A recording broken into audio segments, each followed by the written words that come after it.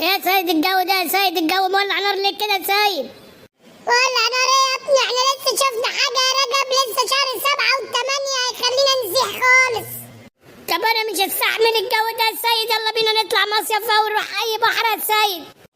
عندك حق يا ده رجب، احنا مش هينفع نقعد هنا كتير، لازم نروح بحر نرمي نفسنا جوانا، احسن كده احنا هيجيلنا مرض جلدي. مرض جلدي يا سيد؟ ده انا حاسس ان دماغي بقت نص سوا. انا حاسس ان جلد وشي بيقع من وشي، ودماغي حاسس انها تنفجر، والصداع مش مفارقني، يا دي الشمس هتولع فينا. طب يلا يا سيد روح جهز شنطتك ويلا بينا نسافر نروح اي حته فيها بحر يا سيد.